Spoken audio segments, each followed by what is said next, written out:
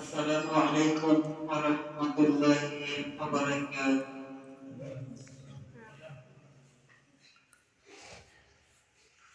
আপনারা সবাই কেমন আছেন? হামদান কাসীরান তাইয়িবান মুবারাকান ফীহ। আলহামদুলিল্লাহ আলহামদুলিল্লাহ নাহমাদুহু ওয়া নাস্তাঈনুহু ওয়া নাস্তাগফিরুহ ওয়া নাউযু বিল্লাহি মিন শুরুরি আনফুসিনা ওয়া মিন সাইয়্যাতি আ'মালিনা। من يهده الله فلا مضل له ومن يضلله فلا هادي له ونشهد أن لا إله إلا الله وحده لا شريك له ونشهد أن محمدا عبده ورسوله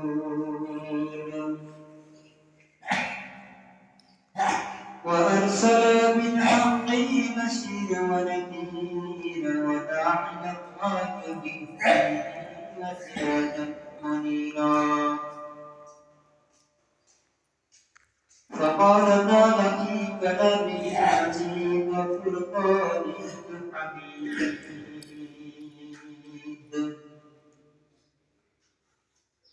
أما بعد فإن خير الحديث كتاب الله وخير الهدي هدي محمد صلى الله عليه وسلم وشر الأمور محدثاتها وكل محدثة بدعة وكل بدعة ضلالة وكل ضلالة في النار. بسم الله الرحمن الرحيم. يا أيها الذين آمنوا اتقوا الله حق تقاته ولا تموتن إلا وأنتم مسلمون. يا أيها الناس اتقوا ربكم الذي خلقكم من نفس واحدة وخلق منها زوجها وبث منهما رجالا كثيرا ونساء. واتقوا الله الذي تساءلون به والأرحام إن الله كان عليكم رقيبا. بسم الله الرحمن الرحيم. يا أيها الذين آمنوا إذا نودي للصلاة من يوم الجمعة فاسعوا إلى ذكر الله وصلاة الجمعة ذلكم خير لكم إن كنتم تعلمون. بسم الله الرحمن الرحيم. عن أبي هريرة رضي الله عنه قال: عن عمر رضي الله عنه قال: قال رسول الله صلى الله عليه وسلم: كل مسلم خمر وكل مسلم حرام. رواه أبو داود. الحمد لله. بسم الله الرحمن الرحيم.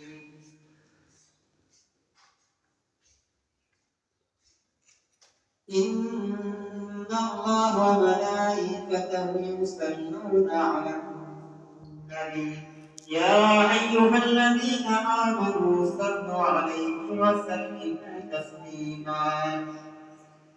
اللهم صل على محمد وعلى آل محمد كما صليت على إبراهيم وعلى آل إبراهيم إنك حميد مجيد. اللهم بارك على محمد وعلى آل محمد كما باركت على إبراهيم وعلى آل إبراهيم إنك حميد مجيد. بسم الله الرحمن الرحيم. إنه من يشرك بالله فقد حرم الله عليه الجنة ومأواه النار وما للأبصار. يا بني لا تشرك بالله إن الشرك لظلم عظيم.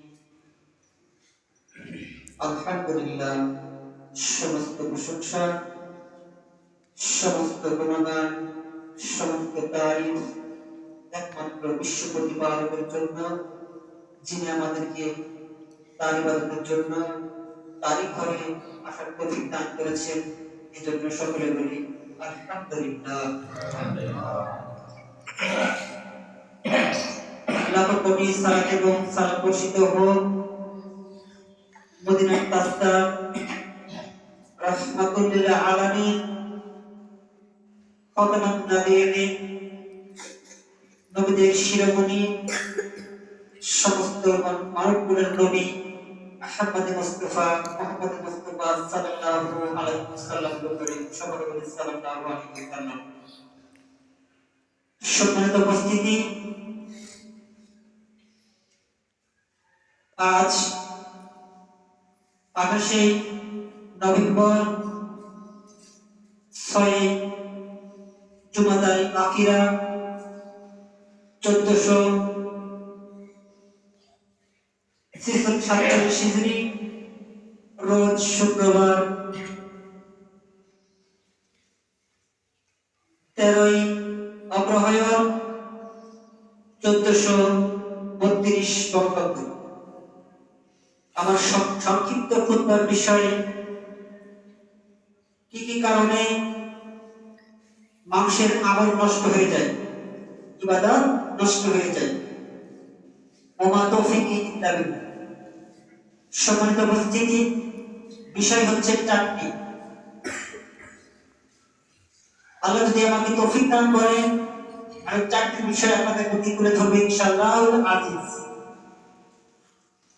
1 নম্বর হচ্ছে মানুষের ইবাদত নষ্ট করে, 1 নম্বর হচ্ছে শিরকের কারণে, 2 বিদআতের কারণে, 3 মানুষ নিষিদ্ধ দ্রব্য পান করলে মানুষের ইবাদত নষ্ট হয়ে যায়, 4 মানুষ যখন ইবাদত করতে করতে সালাত ছেড়ে দেয়, যখন নামাজ ছেড়ে দেয়, তখন তাদের আর কোনো যত রকমেরই আমল করুক না কেন তার কোনো আমল আগে আসে না। এই 4টার পরে সংক্ষিপ্ত আপনাদের প্রতি আলোচনা করে দেবো ইনশাআল্লাহ। মহান রব্বুল আলামিন বলেন সূরা মাইদার 75 নম্বর আয়াতে আল্লাহ সুবহানাহু ওয়া তাআলা বলেছেন, ইন্নাহু মান ইউশরিক বিল্লাহি ফাকাদ হারামা আলাইহিল জান্নাহ। মহান রব্বুল আলামিন বলেন, ইন্নাহু মান ইউশরিক বিল্লাহ, নিশ্চয় যারা আল্লাহর সাথে শিরক করে, ফাকাদ হারামা আলাইহিল জান্নাহ, তাদের জন্য আল্লাহ সুবহানাহু ওয়া তাআলা জান্নাতকে হারাম করে দিয়েছে। ওয়া মাওয়াহুন নার, আর তারা জাহান্নামের মধ্যে প্রবেশ করবে। ওয়া মা মিনাল যালিমিন আমসার, আর যারা শিরক করবে, যারা জুলুম করবে, তাদের প্রতি আল্লাহ বলছেন যে তাদের প্রতি কোনো সাহায্যকারী নেই। যারা শিরক করার পরে মারা যাবে, তাদের প্রতি আল্লাহ সুবহানাহু ওয়া তাআলা তাদেরকে সাহায্য করবেন না, সেই দিন গিয়ে তারা সাহায্যপ্রাপ্ত হবে না। তারা থেকে বিপদে পড়লে যেমন আমরা এই পৃথিবীতে বাঁচার জন্য সাহায্য চাই মানুষের কাছ থেকে, আল্লাহর কাছ থেকে, তেমনি সেই দিন কি আমরা যখন বিপদে পড়বো, সাহায্য চাইবো, জাহান্নামের ভিতরে লিপ্ত হবো, সাহায্য চাইতে যাব, তখন আমাদের কোনো সাহায্য হয়ে থাকবে না। আনসার শব্দ হলো সাহায্যকারী। তাই আমাদেরকে সতর্ক হতে হবে। সতর্ক এই জন্য হতে হবে যে আমরা যদি ভুলেও আমাদের শিরক হয়ে যায়, তাহলে ভুলের কারণে আল্লাহ সুবহানাহু ওয়া তাআলা ক্ষমা করে দিবেন। জেনে শুনে যদি হয়ে যায়, আমরা তওবা না করা পর্যন্ত আমাদের ক্ষমা করা হবে না। আর এই অবস্থা যদি আমরা মারা যাই তাহলে আমরা জাহান্নামের অধিবাসী হব। তাই আমি সকাল থেকে সন্ধ্যা পর্যন্ত ফজরের সালাত আদায় করেছি, জোহরের সালাত আদায় করেছি, আসরের সালাত আদায় করেছি, মাগরিবের সালাত আদায় করেছি, ইশার সালাত আদায় করেছি, এরপরেও আমি শিরক করে যাচ্ছি, তাহলে আপনি জাহান্নামে যাবেন। আপনার নামাজে আপনাকে, আপনার সালাতে আপনাকে বাঁচাতে পেরেছে? পারলো না। এই জন্যই মহান রব্বুল আলামিন বলছেন সূরা লুকমান আয়াত নম্বর 13 ভিতরে আল্লাহ সুবহানাহু ওয়া তাআলা বলছেন, ইয়া বুনাইয়া, হে আমার বৎস, হে আমার কলিজার টুকরা। লুকমান হাকিম তার সন্তানকে বলছেন, ইয়া বুনাইয়া, হে আমার কলিজার টুকরা, লা তুশরিক বিল্লাহ, তুমি আল্লাহর সাথে শিরক করো না। ইন্না শিরকা লা যুলমান আযীম, নিশ্চয়ই শিরক সবচেয়ে বড় জুলুম। যেই ব্যক্তি শিরক করবে সেই ব্যক্তি জুলুম করলো।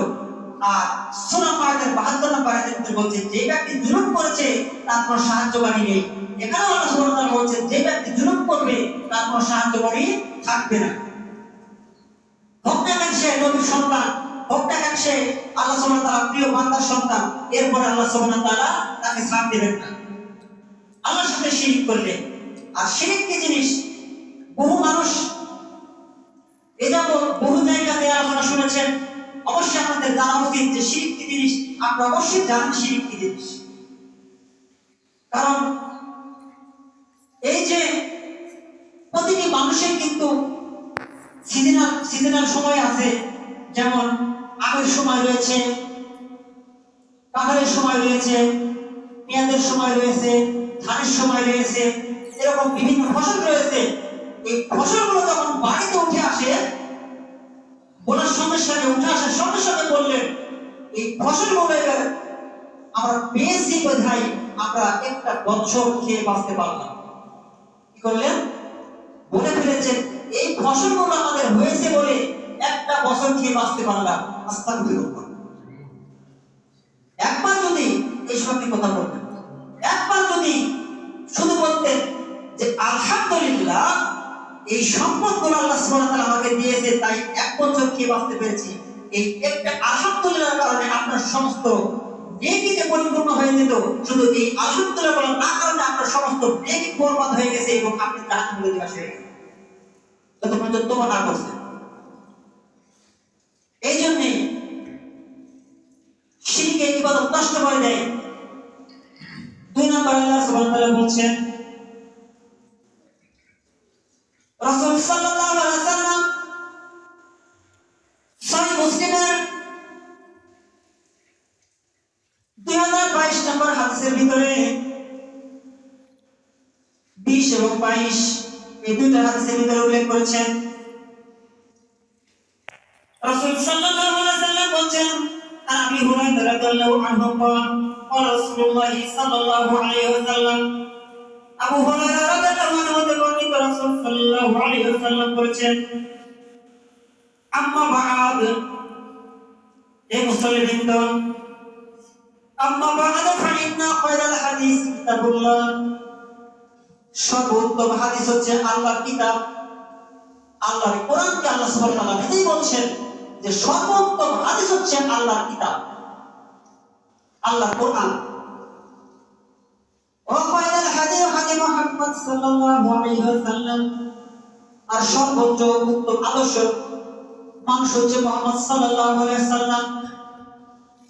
শুধু এখানে সার্টিফিকেট দেয় নাই, সূরা আহজাবের 21 নম্বর আয়াতে আল্লাহ সুবহানাহু ওয়া তাআলা রাসূল সাল্লাল্লাহু আলাইহি ওয়াসাল্লাম সার্টিফিকেট দিয়েছে, লাকাদ কানা লাকুম ফি রাসূলিল্লাহি উসওয়াতুন হাসানাহ, নিশ্চয়ই মুহাম্মদ সাল্লাল্লাহু আলাইহি ওয়াসাল্লাম মধ্যে উত্তম আদর্শ।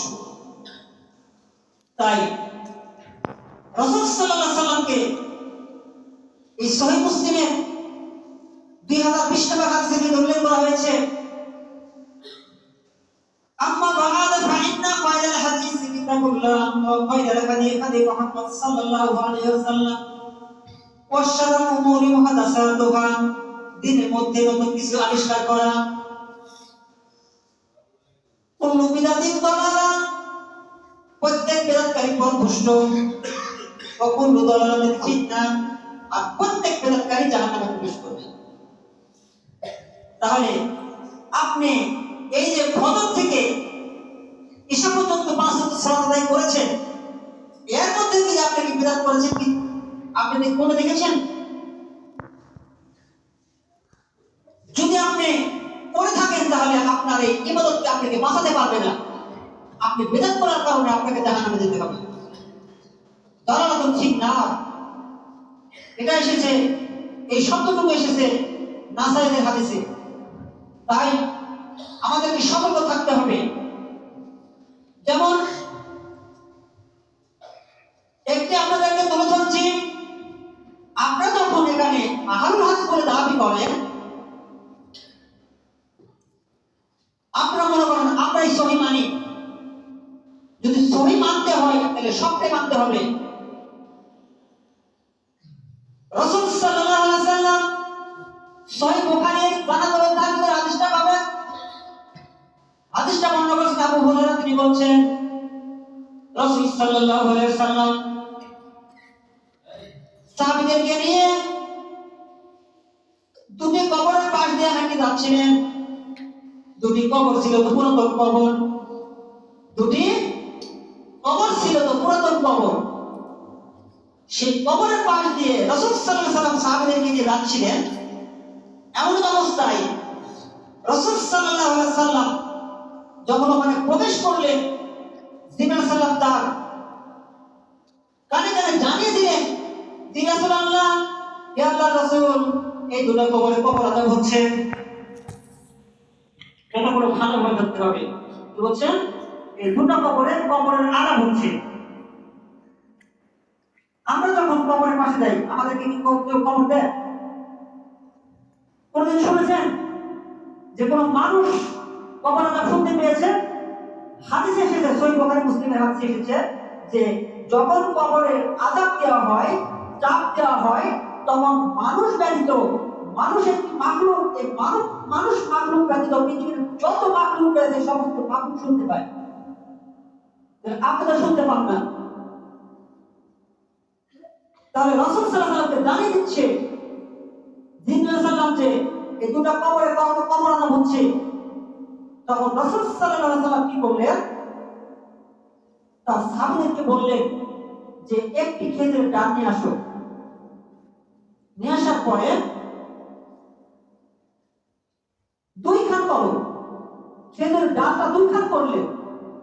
দুই খান করার পরে 2013 নম্বর হাদিস আপনারা দেখে নেবেন, সহিহ বুখারী জানার অধ্যায়ের ভিতরে হাদিসটা পাবেন। যখন দুই খান করলেন ডাল, তাজা ডাল ওই পুরাতন কবরে পুঁতে দিলেন। পুঁতে দেওয়ার পরে বলছেন সাহাবী, ইয়া রাসূলুল্লাহ, আপনি কেন এই কাজ করলেন? তখন রাসূল সাল্লাল্লাহু আলাইহি ওয়াসাল্লাম উত্তর দিচ্ছে কি যে এই দুটো ডাল ততক্ষণ পর্যন্ত চাঁদা থাকবে, জীবিত থাকবে, ততক্ষণ পর্যন্ত এই ডালগুলো আল্লাহর জিকির করবে। আল্লাহ সুবহানাহু ওয়া তাআলা তার পবিত্র কোরআনুল কারীমের ভিতরে স্পষ্টভাবে বলা হয়েছে পৃথিবীর এমন কোনো মাখলুক নেই যারা তার ইবাদত করে না। তাহলে এই ডাল যখন পর্যন্ত জিকির করতে থাকবে, আল্লাহ স্মরণ করতে থাকবে, ততক্ষণ পর্যন্ত তার কবর আযাব হালকা করা হবে, তার কবর আযাব হালকা করা হবে। তাহলে আপনার কাছে কখন ওহী নাযিল হলো? অর্থাৎ রাসূল সাল্লাল্লাহু আলাইহি ওয়াসাল্লামের কাছে ওহী নাযিল হলো যে কবরে ডাল পোঁতা লাগবে এবং তা পুরাতন কবর, এবং তাকে জানানো হলো যে কবর আযাব হচ্ছে। আর দুই ব্যক্তি কে কে ছিল? সেই দুই ব্যক্তি ছিল একজন চুগলখোর, একজন পেশাব থেকে অসংযত থাকতো। একজন চুগলখোর, একজন পেশাব থেকে অসংযত থাকতো।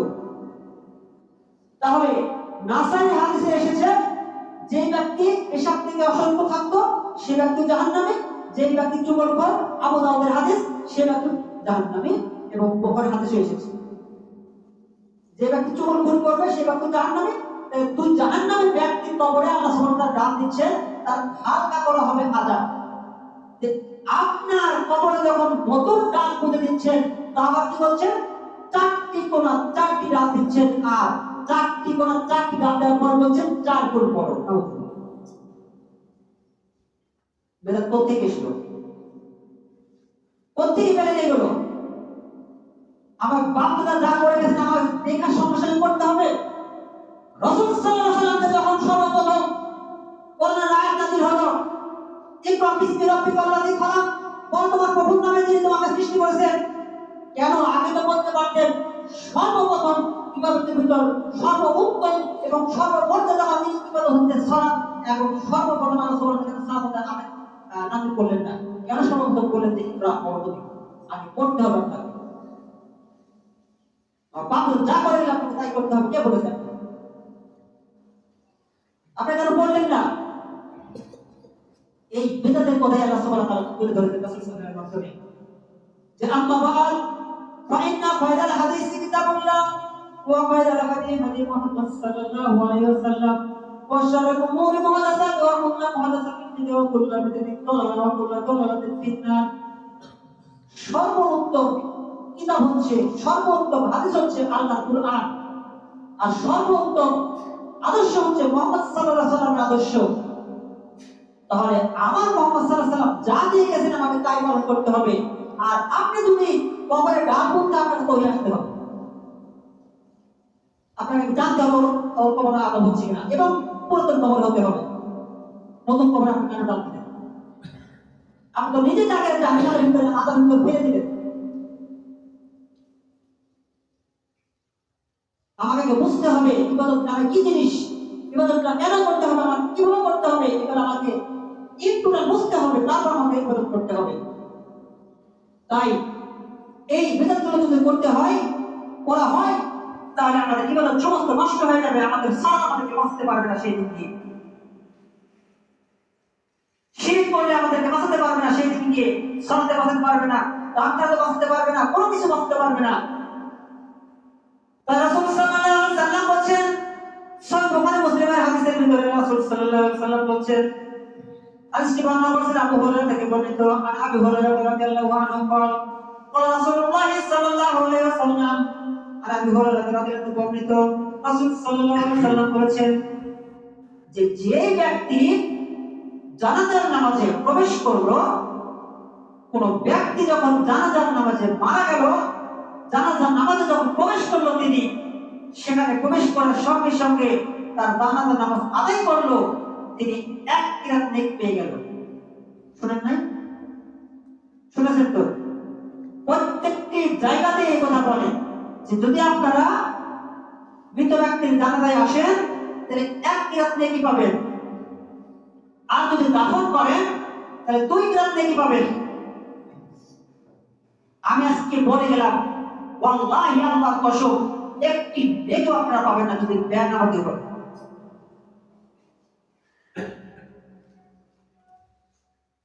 কেন? রাসূল সাল্লাল্লাহু আলাইহি ওয়াসাল্লাম বলেছেন প্রত্যেকটি ইবাদত, বুখারী মুসলিমের হাদিস, যখন তার কবরে তিনি মৃত্যুবরণ করবেন, যখন তিনি কবরে যাবেন, সর্বপ্রথম তার হিসাব নেওয়া হবে। কবরে যাওয়ার পরে যখন তার সর্বপ্রথম হিসাব নেওয়া হবে সালাতের, যেই ব্যক্তি পুঙ্খানুপুঙ্খভাবে সালাতের হিসাব দিতে পারবে, তাহলে তার যত পৃথিবীতে হজ, যাকাত, কালিমা, দান, খরচ যত কিছু রয়েছে সমস্ত ইবাদত গ্রহণযোগ্য হবে। যদি তার সালাতের ঠিকঠাক হিসাব না থাকে তার কোনো গ্রহণযোগ্য হবে না। তাহলে আপনি কোথায় থেকে পেলেন এক কিরাত? এক কিরাত শব্দ হচ্ছে উহুদ পাহাড়ের সমান। আপনি একটি নেকি পাবেন না যদি আপনি ফজরের সালাত আদায় না করে ওই জানাজাতে না যান। আপনার আগে ফজরের সালাত আদায় করা উচিত ছিল, এরপর আপনার জানাজাতে উচিত ছিল।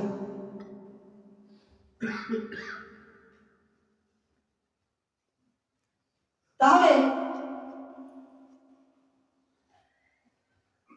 আমি যদি মনে করি যে আমার নেকি হবে, এটা আপনার ভুল ধারণা। যদি আপনি নামাজি হন 5 ওয়াক্ত, তাহলে রাসূল সাল্লাল্লাহু আলাইহি ওয়াসাল্লাম বলেছেন আপনার জন্য 2 উপহার নেকি হবে। সুবহানাল্লাহ। আপনার কি সাগরে সুবহানাল্লাহ বলে গেলেন?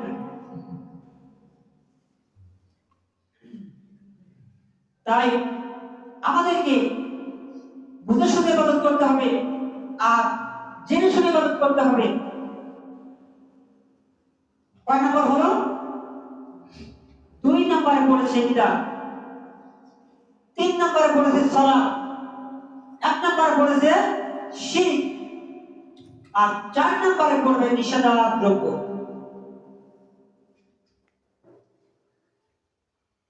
আবু দাউদের 3679 নম্বর হাদিস, পানি অধ্যায়, হাদিসটা বর্ণনা করেছেন ইবনে উমার। তিনি বলছেন যে কুল্লু মুসকিরিন খামরুন, কুল্লু শব্দের অর্থ হচ্ছে প্রত্যেক, প্রতিটি জিনিস। কুল্লু মুসকিরিন, মুসকিরিন শব্দের অর্থ হচ্ছে নিষেধাদ্রব্য, খামর মানে মদ। প্রত্যেকটি নিষেধাদ্রব্য মদ, প্রত্যেকটি নিষেধাদ্রব্য মদ। বিড়ু মদ, যোদ্ধা মদ, তুলো মদ, মদ, কি বুঝলেন? বুড়ো মদ, বিড়ু মদ, যোদ্ধা মদ, মদ, মদ। এটা আমার কথা নয়, রাসূল সাল্লাল্লাহু আলাইহি ওয়াসাল্লাম বলছেন। কারণ রাসূল সাল্লাল্লাহু আলাইহি ওয়াসাল্লাম কোন কথা নিজের থেকে বলতেন না। আল্লাহ সুবহানাহু ওয়া তাআলা তার পবিত্র কোরআনুল কারীমের সূরা নহমের 2 থেকে 3 নম্বর আয়াতে বলছেন যে আমার নবী নিজের থেকে কোনো কথা বলতেন না, তার কাছে যা ওহী করতাম তিনি তাই বলতেন। তাহলে এটা রাসূল সাল্লাল্লাহু আলাইহি ওয়াসাল্লামের কথা নয়, তার কথা। স্বয়ং আল্লাহ সুবহানাহু ওয়া তাআলা বলেছেন যে কুল্লু মুসকিরিন খামরুন, প্রত্যেকটা নিষিদ্ধ মদ, এবং কুল্লু মুসকিরিন হারামুন, প্রত্যেকটা নিষিদ্ধ হারাম। পরের হাদিসের ভিতরে বলছেন 3681 নম্বর হাদিসের ভিতরে বলছেন যেই ব্যক্তি একদিন নিষিদ্ধ পান করলো, যেই ব্যক্তি একদিন জোতা খেলো, যেই ব্যক্তি একদিন বিড়ি খেলো, যেই ব্যক্তি একদিন গুল ব্যবহার করলো, তার চরণে তিনি ইবাদত করতে পারেন। তাহলে এই ভিতরে যদি আপনি মানবেন, আপনার নাম আপনাকে বাঁচাতে পারবো। আমি সর্বপ্রথম কি বলেছি যে 4টি কথা বলবো আপনাদেরকে। এই 4টি কথার ভিতরে যে যে কারণে আপনাদের ইবাদত নষ্ট হয়ে যায়, আমাদের ইবাদত নষ্ট হয়ে যায়, বুঝতে পারছেন তো কথাগুলো? তাহলে আপনি যদি বলেন যে নিষেধাজ্ঞা পান করলে হাত ছেড়ে দিয়ে বসেন, যারা যারা হাত ধরে বসে আছেন তারা হাত ছেড়ে দিয়ে বসেন। রাসূল সাল্লাল্লাহু আলাইহি ওয়াসাল্লাম নাসাই হাদিসে বলেছেন যে তোমরা যখন সালাত করবে তোমরা বুকের সাথে হাত রেখে বসবে না, কারণ এই সময় আপনারা দুটা সালাতের নেকি পাবেন। আপনাদের জন্য এই খুতবার জন্য 2 রাকাত সালাতকে কি করা হয়েছে? মওকুফ করা হয় নাই। তাহলে আপনি 2 রাকাত নেকি পাবেন না। তাহলে আপনাকে এই হাত ধরে বসে নিষেধ করা হয়েছে, আপনি রাসূল সাল্লাল্লাহু আলাইহি ওয়াসাল্লাম অবস্থা করে বলেছেন। তাই এই যে আপনারা বলতে পারেন যে যে নিষেধাজ্ঞা পান করি আমার মস্তিষ্কে বিকৃতি ঘটে না, আমার মস্তিষ্কের বিকৃতি ঘটে না, আমি আবদ্ধ করবো কিনা? তাই রাসূল সাল্লাল্লাহু আলাইহি ওয়াসাল্লাম কে আল্লাহ সুবহানাহু ওয়া তাআলা জানিয়েছেন, বলেছেন যে আমার বান্দারা কিন্তু তোমার সাথে তর্ক করবে এবং বলবে যে আমার বিকৃতি ঘটে না। তাই আমি তোমাদেরকে আগে জানিয়ে দিয়ে গেলাম। রাসূল সাল্লাল্লাহু আলাইহি ওয়াসাল্লাম বলেছেন মা আসকারা কাসিরুহু ফাকালিলুহু হারাম, যে নিষেধাজ্ঞা বেশি পান করলে বিবেকের ক্ষতি হয় আর এক দানাও হারাম। কি বুঝলেন? যে নিষেধাজ্ঞা বেশি পান করলে বিবেকের ক্ষতি হয়। আপনি মনে করছেন আমি সামান্য পরিমাণ জোতা খেয়েছি, আমার বিকৃতি হয় নাই। আপনি এক কোটা জোতা খান, আপনি যদি টাকা না পড়ে দেন মারবেন আমার বলতে, আপনাকে মারবেন না, আপনাকে পাশে চালাবে।